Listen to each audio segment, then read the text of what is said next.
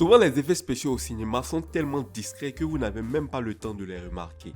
Comme par exemple dans la scène de la plume flottante du film Forrest Gump qu'on va décortiquer tout à l'heure. Mais en dehors des trucages évidents dans le film, comme le fait d'incruster l'acteur Tom Hanks dans des images historiques telles que cette scène en compagnie du 36e président des USA, Lyndon Johnson, du musicien John Lennon ou encore avec Richard Nixon. Voici 4 façons différentes dont le film a utilisé des effets spéciaux qui sont passés inaperçus à vos yeux. Le trucage était utilisé pour la multiplication. Dans cette scène, le personnage principal doit parler à un public énorme. En réalité, il n'y avait pas de budget pour engager des millions de figurants. Et donc, ils allaient juste multiplier la cinquantaine de personnes qu'ils avaient. Pour ça, ils ont d'abord filmé Forrest devant le petit public juste en face de lui. Ensuite, refilmé le même plan plusieurs fois, mais cette fois en déplaçant ce même public au fur et à mesure sur toute la surface du lieu.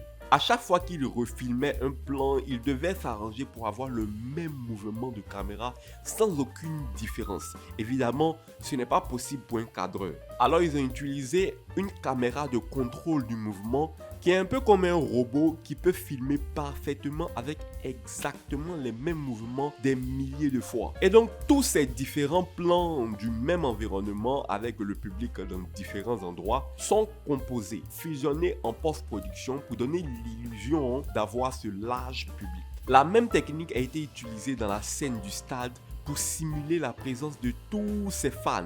En réalité, voici à quoi ça ressemblait. Le trucage était aussi utilisé pour la sécurité. Dans cette scène où Forrest est poursuivi par des méchants dans un camion, le réalisateur voulait que le camion soit juste derrière Forrest.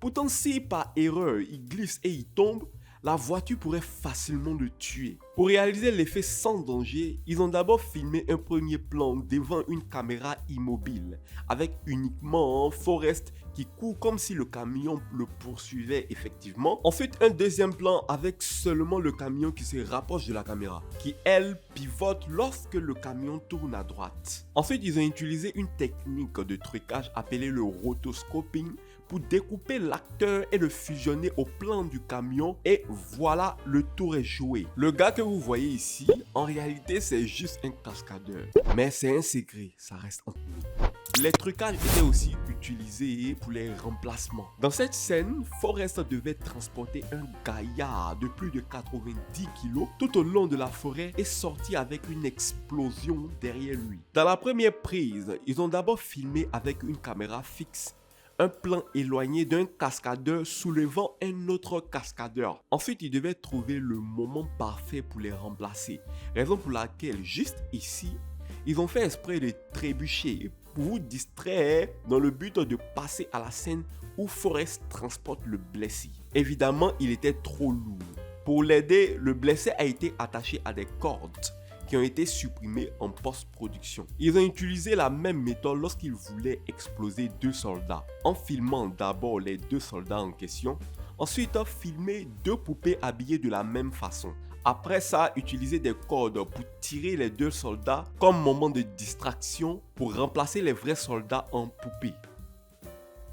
Le problème dans cette scène de la plume flottante, comment contrôler une plume qui est soufflée au hasard dans les airs? Vous aurez pu utiliser un homme dans un costume vert pour trimballer la plume. Malheureusement, Monsieur Vert ne peut pas voler.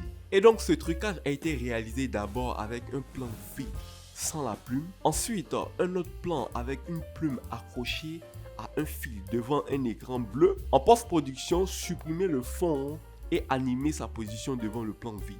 Un autre problème est de savoir comment faire pour que la plume se dépose parfaitement de cette façon sur ce côté de la chaussure.